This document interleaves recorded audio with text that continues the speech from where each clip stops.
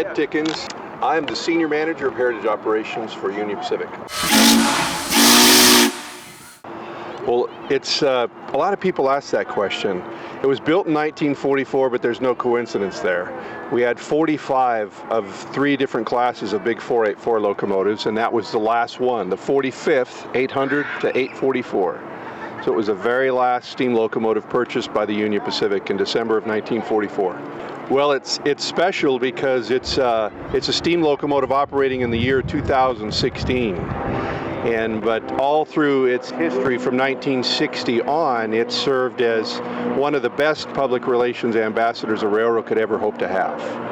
It was designed as a passenger locomotive. Those big 80-inch drivers, they kind of give that away for people that know about steam locomotives. But it was part of a long evolution of locomotive development.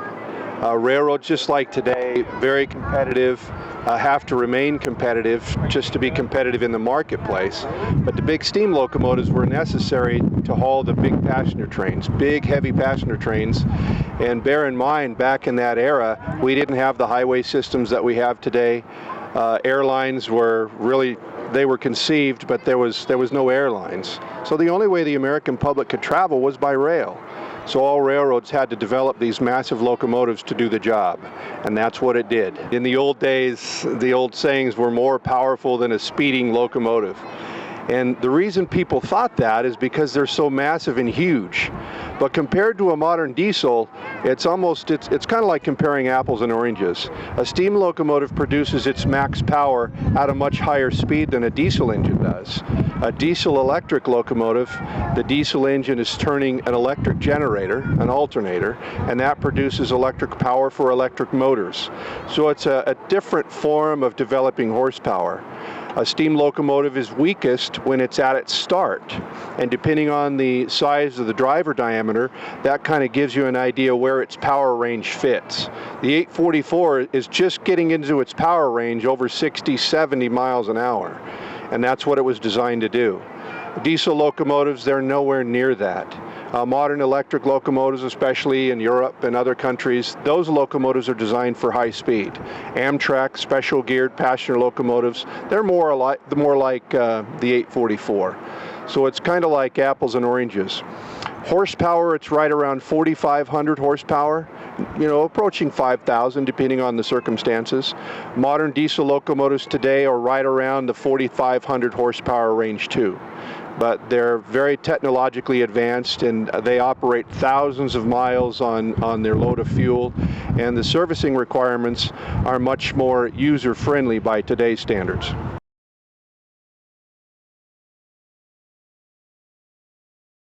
Union Pacific is very proud of being able to invest in our heritage equipment, really preserving that history of America.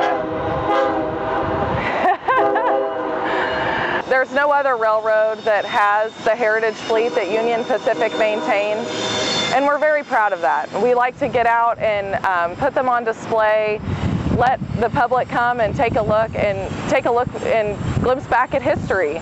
It's just a wonderful thing that our company does, and we're very proud to be able to provide that for the U.S. The steam locomotive was originally designed to burn coal. A lot of locomotives on the railroad, Union Pacific particularly, had vast resources of coal that they had under their control. And so the locomotives burn that fuel source. Some locomotives would go back from coal to oil. The passenger locomotives, to make it a faster turnaround and an overall cleaner operation, they were converted to oil. The 844 was converted to oil pretty early on in its life, in 1945, its first year. So it's been an oil burner its entire existence, you could say. It was designed to operate 110 miles an hour. And again, bearing in mind that we didn't have highway systems and airlines, 100 miles an hour was fast. And by today's standards, it's something we generally don't see that kind of speed unless you're on a special passenger corridor. Typical speed on a passenger train is around 79 miles an hour.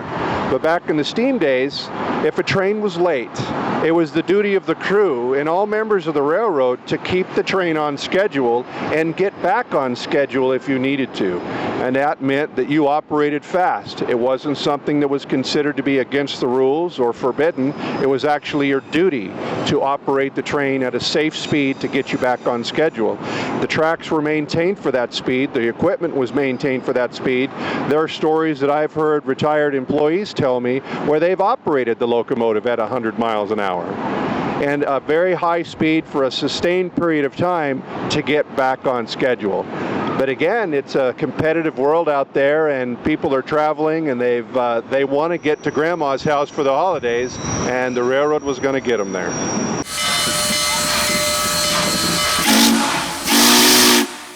Well, safety's always been paramount on the railroad.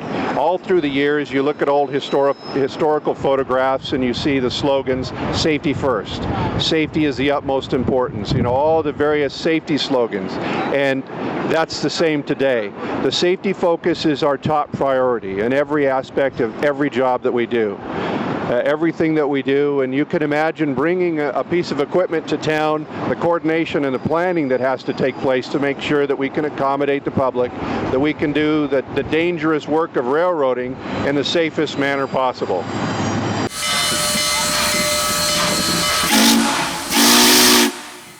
In 2013, we discovered a condition that we started to investigate, and that led to further disassembly of the locomotive. And the more we disassembled the locomotive, the more problems that we found. So pretty early on, we decided that we were going to take the locomotive down and complete what's known as a 1472-day inspection. And that's a 15-year cycle that steam locomotives go through. And that requires that the boilers strip down, the inside components known as tubes and flues are removed so you can do an analysis of the entire pressure vessel. We also discovered some problems in the firebox.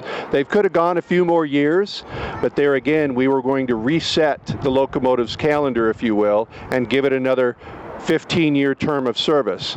The work scope that we did, we're looking for 2 15-year terms of service. So all the steam piping, air piping, the cab came off. If you saw the locomotive, it looks like the UP844 looks today, where it's simply a boiler resting on a frame and wheels. That's how far down we took it. Back in June, that's what it looked like. And we started putting it all together, doing tremendous welding. We replaced the inside portions of the firebox, what's known as the area behind the refractory. Because it burns oil, oil is a very intense fire. So you have a fire brick lining inside a portion of the firebox to protect the firebox plates from the intensity of the heat of that oil fire. While all of the area on the fire side was corroded. And again, it probably could have lasted several years, but again, we're looking long-term, preserving the equipment, making sure that it's around for future generations. So we have to make those tough calls and really get into it. And it did. It took us nearly 2.5 years from the time we got going on it until the time we were completed. And we ran it this July for our annual Frontier Day special.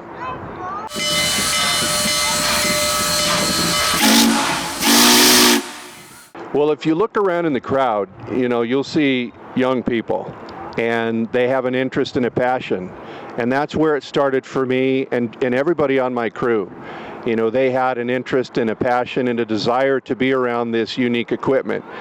It looks complicated, and there are aspects that are complicated, but the fundamentals of the operation and the machining aspects of it and the welding principles, those are all skills that people can learn. Anybody can learn it. Like anything, you devote yourself to it, you have a passion and an interest in it, and you're able to retain that information. It's almost like having a thirst for that information. Everyone on the crew is a wealth of knowledge about this because they like it. It's their passion. It's not just a job that you're kind of enduring until you retire. I mean, you actually enjoy this. I mean, there's smiles on their faces, and sitting up in the cab as the guests come up and talk questions and steam locomotive trivia, and it's our life. In terms of the operation of the locomotive, you have to be a locomotive engineer, and naturally experience counts. Counting all the years that you work around the railroad. The railroad's a very complex network.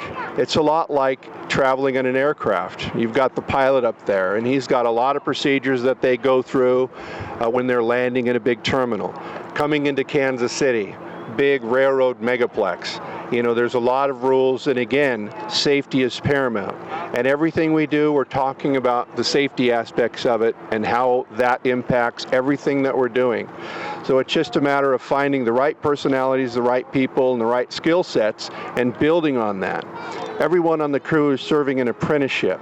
Several on the crew, many, had no STEAM experience whatsoever. STEAM experience isn't necessarily required because you can learn it. If you have that right personality and that right fit and that passion, you can develop the skill set. But you have to have that real passion in your heart because it looks fun. Everybody says, wow, you've got the greatest job. How do you guys get these jobs? And they're wonderful jobs, and we're blessed that the railroad lets us do this. But it's not all fun and games. My favorite question is, how fast does it go? I mean, people are just fascinated with the speed of an object that size. And, you know, some people, well, we don't run fast enough. Well, they were running slow today. But remembering that the primary mission of the program is that of public relations. So if we're running 70 miles an hour all the time, you zip by in a flash. So oftentimes we slow it down a little bit just so people can watch it. The other aspect is we usually have a caravan of people on the highway. So that's something that we try to be mindful of too. We don't want people rushing around, possibly causing some problems on the highway, trying to get ahead to get a picture of the steam locomotive. So we plan various stops along the route, and that kind of resets the whole operation for the public. They can come and they know that the locomotive is going to stop at this location at this time. So it's just a good way to interact with all the communities that the railroad travels through.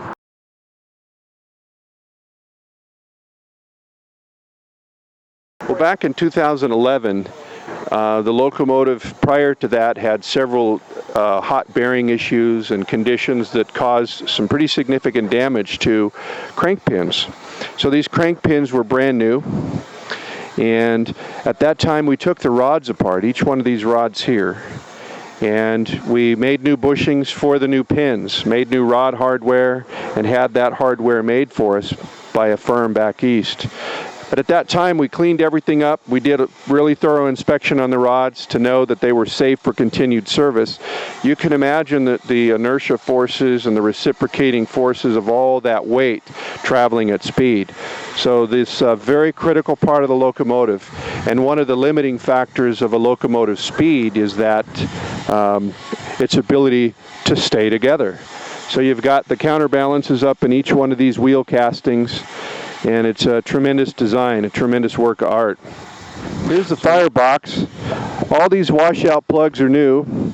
We rebuilt, this is known as a blowdown. You can see it's rebuilt internally. Externally, it's the original castings, but internally we machined it out and machined new seats for it. We machined and built up pistons. In some cases, we got new pistons. And this is actually an air cylinder and allows us to operate it from the cab. All of these stay bolts here, from this row up to this row, were all new. So all the bracketing came off, the cab was completely off, and you can see all of these are known as stay bolt caps. A lot of people think they're rivets, but they're actually a welded cap for a flexible stay bolt, and that holds the inner firebox sheet to the outer firebox sheet. All the new piping under the cab, you know, just a tremendous amount of work and effort went into the rebuild. This is our safety control system here, all completely rebuilt in-house, and this allows us to interface with the safety control system that's on a portion of the UP network. You can see the fuel valves and other valves and pipes that connect the tender together. We've got a steam heat line so we can heat our fuel. We've got the water line for what we call the water pump. We've got two ways to put water in a steam locomotive.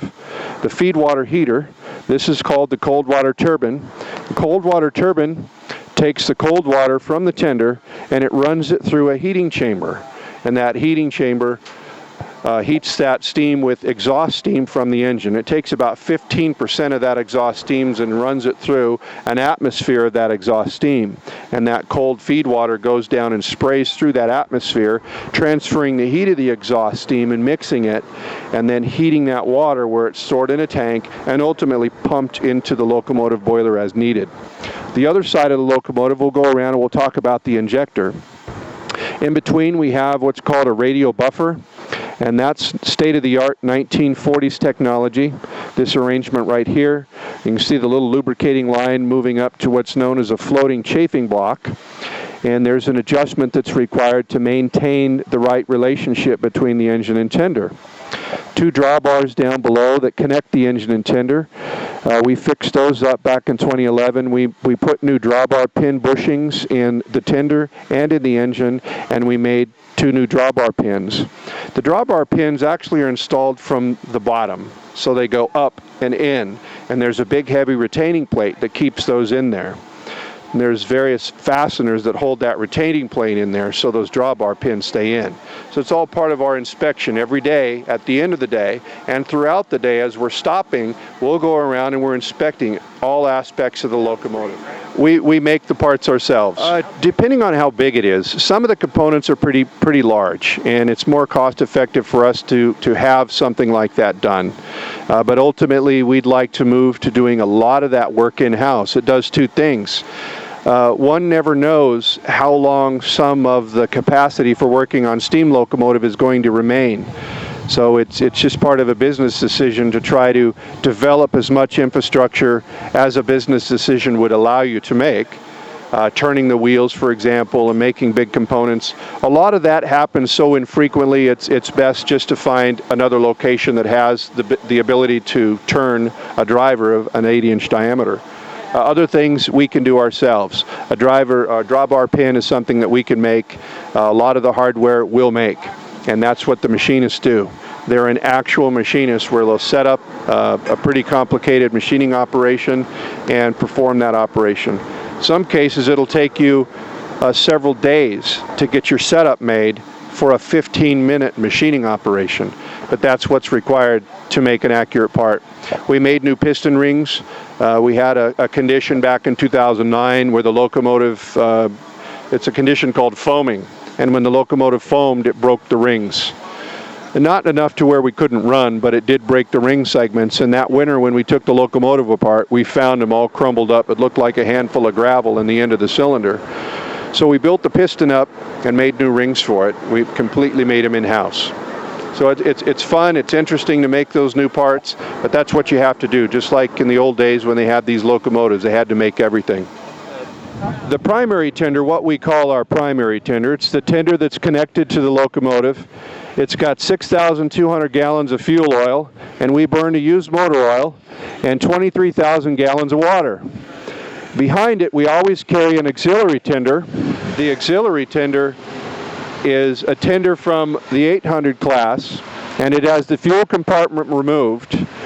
It served in an earlier capacity as a fuel tender for the gas turbine electric locomotives, and now it's an auxiliary tender for the steam program, and it's all water, 28,000 gallons. Between the 2 tenders, fully fueled, fully watered, we've got a range of right around 300 miles. There are conditions where we will, as we're traveling throughout the day, depending on where we're traveling, parts of the Union Pacific network are former railroads that did not have locomotives of this size. We also have a lot of bridges that have yet to be fully upgraded. So there are conditions and circumstances where we'll have to reduce the weight of water and reduce our speed as we cross those bridges. And that's part of the logistics and the planning part of the trip that I will go through. And that's one of the reasons it takes a long time to release the information to the public. A lot of people are wondering, why is it taking so long to tell us where you're going? Well, we have to make sure and vet all of those circumstances. The public relations side, where we're going to stop. But the biggest thing is the infrastructure planning. And that mainly has to do with bridge condition. As we're traveling to Memphis, we'll be on parts of the former Missouri Pacific, and parts of that railroad have been upgraded to full capacity. There are parts of the railroad that we'll travel on that has structures that are still quite old. The names on the cars and the tenders, they're significant people that have an impact on the program. We have the Art Lockman right back here. Art was a mechanical foreman that had responsibilities for the steam crew. He retired in 1991. He started with the railroad in the 1940s. And in the car right around the corner, we have the Lynn Nystrom.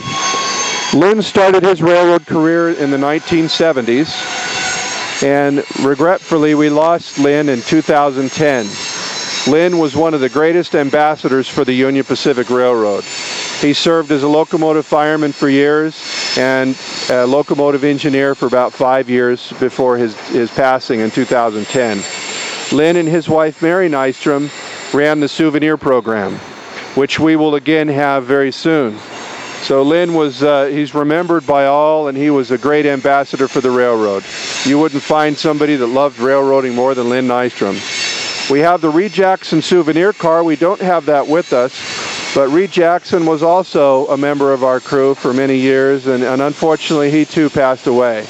And his name is now adorns the side of our souvenir car.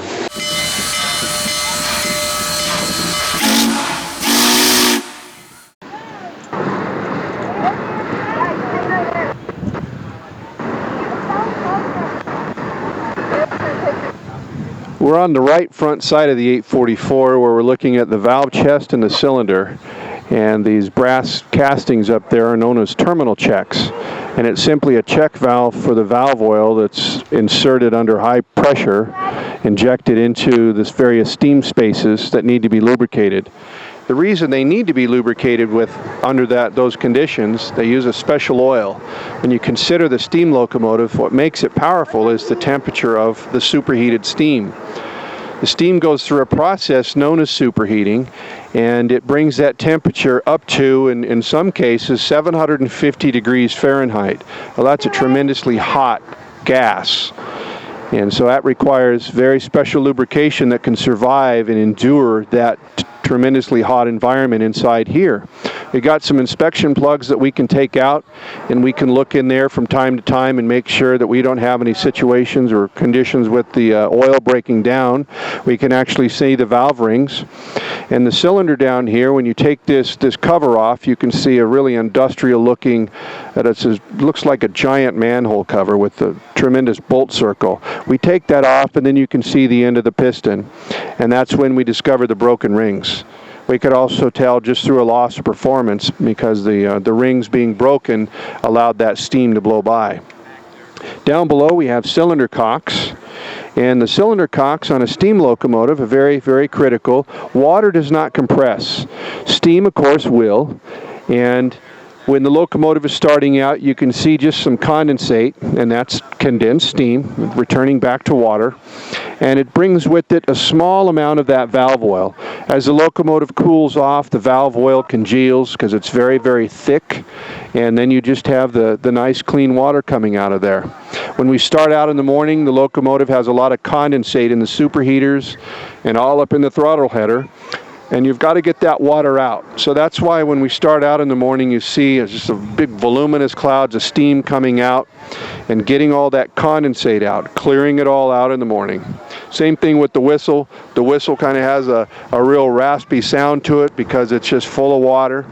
But eventually, once the locomotive begins operating, and it doesn't take very long, that superheated steam begins to heat everything up and clear everything out, and you can hear that whistle for miles. And we use the whistle to communicate like all locomotives do. We use a few extra whistle signals on our crew. We're kind of nostalgic, I guess you could say. They're still in the rule book. Call for signals 4. We whistle in our flagman 5. The standard road crossing, 2 longs, a short and a long, a warning, a long and a short, acknowledgement 2, all of those various things. But when you consider when you're going down the track and in any given day, we've got hundreds, in some cases, of railroad crossings that we're required, just like any other train, to blow the whistle for.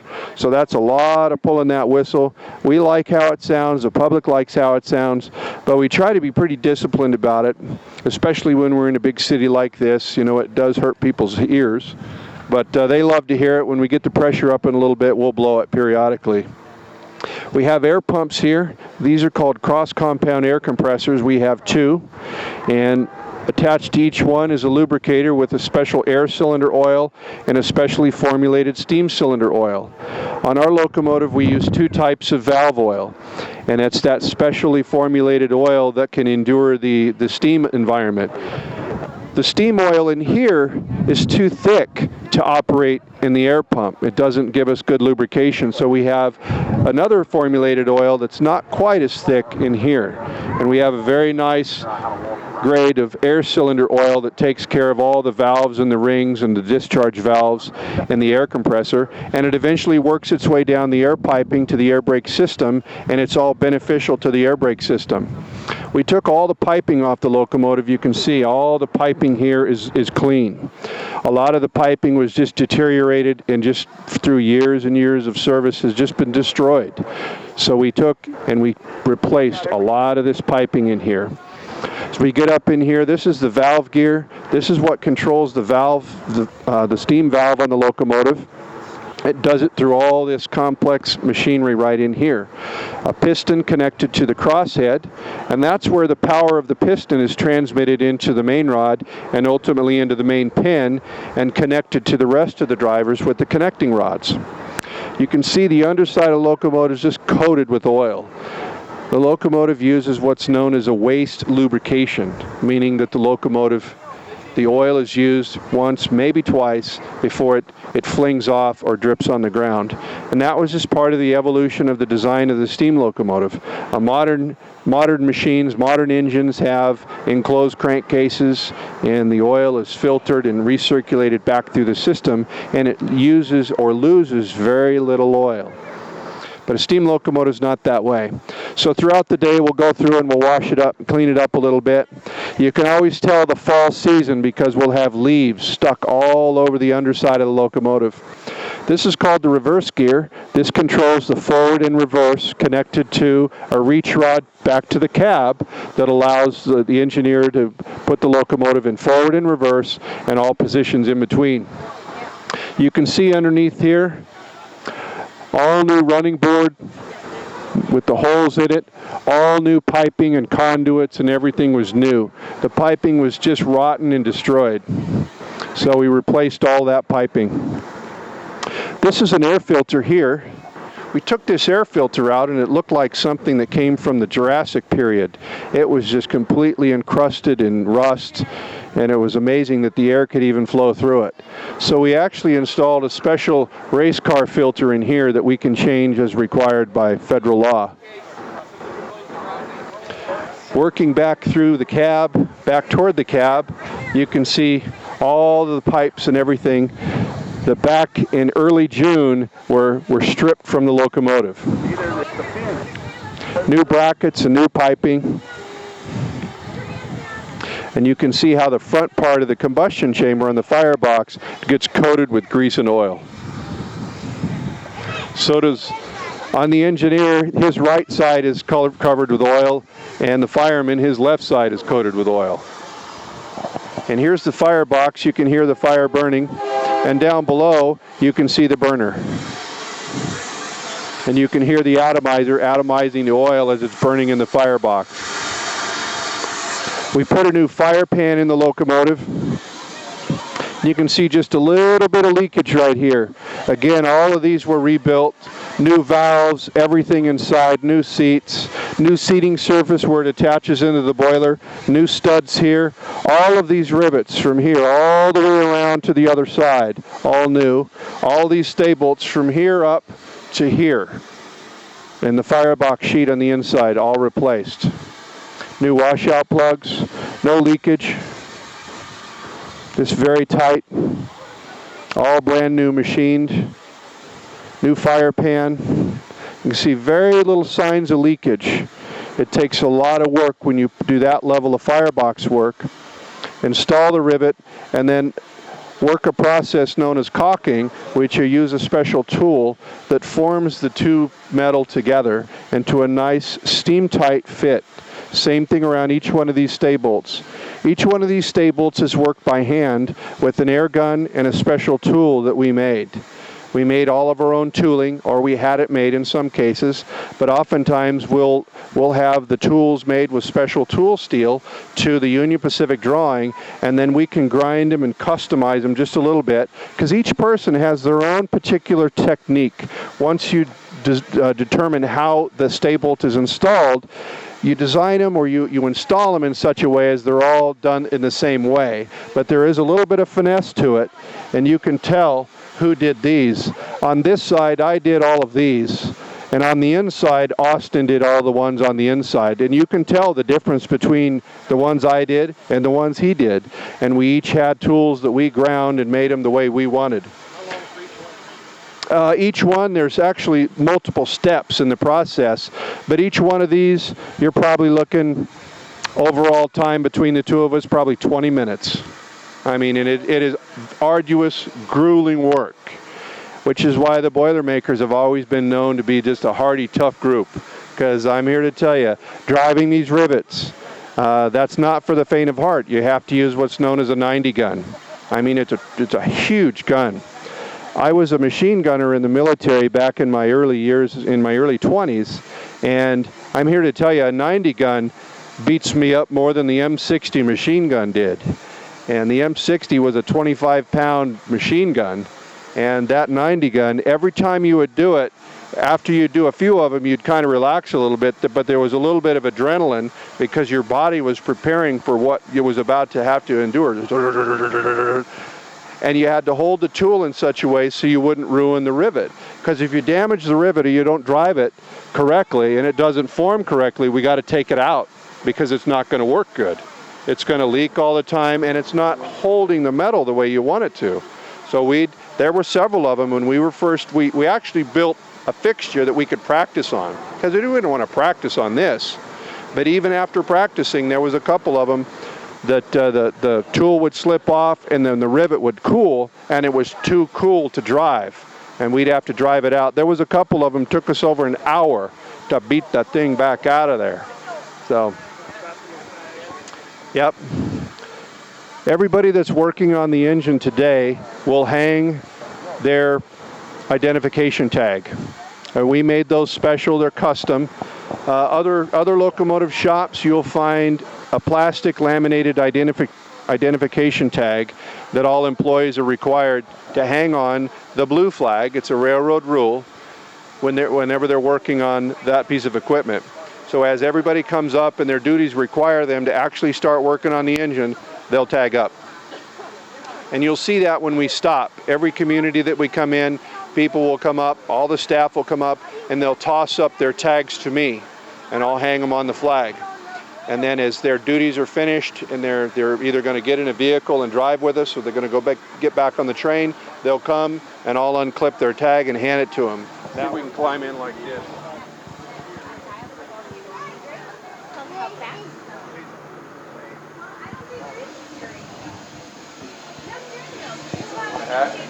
What?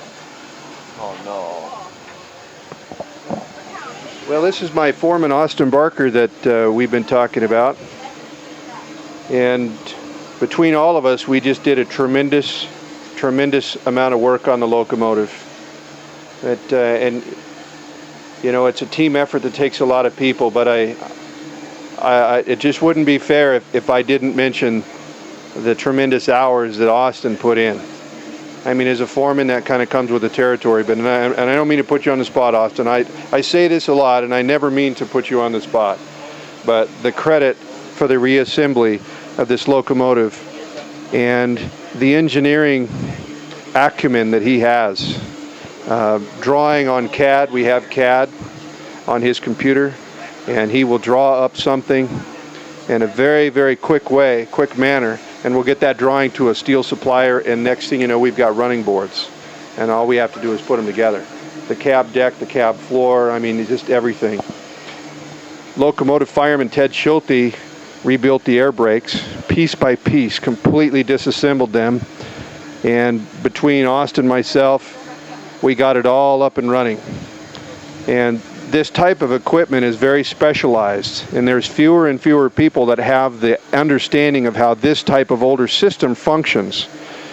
And there were some to say, well, why don't you just take all that old stuff out of there and just replace it with the modern system? And yeah, that seems like something that you'd consider from a person that's operated this locomotive and other locomotives a lot. The functionality of this system is designed for this locomotive, and it's designed for the trains and the way that we operate those trains. A 26 system, the modern system, it would work too to some extent, but bearing in mind that system was designed for diesel locomotives. And so the dusty, dirty environment of a steam locomotive brings with it its own set of circumstances. And this system here was designed for a steam locomotive. And let me tell you, when we took some of it apart, especially the air filters, I'm here to tell you it was designed to not be maintained and to be very dirty for a long time. So we've got it all cleaned up, and that special oil I was telling you about actually works its way back through there, and it has a small cleaning benefit to it. It keeps everything lubricated. We've got some modern pieces in here. This is what's known as a telemetry device. It communicates the end of train air pressure, so we can see that. And we have what's known as an MU controller. And this is newly built. We built this all in-house. We had a wonderful electrician that designed it. I told him basically what we wanted, and we took the earlier version of this box, which had served well for many, many years, but it was old and tired and worn out, and so we made some upgrades to it, and we installed a few safety features to it. We also have the modern style of engine kill switch, the fuel cutoff switch, and a few other little things. And what this allows us to do is we can plug into and couple. It's a process known as MU, multiple unit, and we'll connect to another modern steam locomotive, or excuse me, diesel locomotive, and I can operate it from this seat. So I can run the steam locomotive and the diesel locomotive from right here. Now it's interesting, on a steam locomotive, you have to hang out the cab quite a bit. You can't see, you've got a really small little window here, but that window really restricts your view. If it's cold out, you've got the window closed and you can't see very much. The boiler actually protrudes out and it gets larger, and then it tapers back inward, so you have a very little narrow window to see out. So if you look at pictures of railroad engineers through the years, especially on this locomotive, you're leaning out the cab. Both the engineer and the fireman lean out the cab, and that's so you can see. A lot of people think, well, you can't see very much on a steam locomotive, but by the time you get your head out the window, you see what you need to see. It's like anything, you get acclimated to the working conditions. We've got the whistle, throttle, air brake gauges, and this is the cab display for that safety control system I mentioned, headlight control switch. There's very few modern necessities in a steam locomotive. One of them is our cab radio, and the telemetry system, and of course the modern safety control system. Other than that, the locomotive is original. All the different gauges and water columns and piping and everything is original. We have had to upgrade some of the valves. We've gone with a modern steel valve that's rated for the steam pressure, but we do have a lot of the original valves. That we have an inventory of really good valves, and we can machine this inner part here, this stem. We made all of this is all new. All of this hardware is all new here. Clean up these water glasses, but all this hardware is new. All the hardware on the water column, the new plugs, all of that is all new. Washout plugs, again, as I mentioned on the outside, they're all new.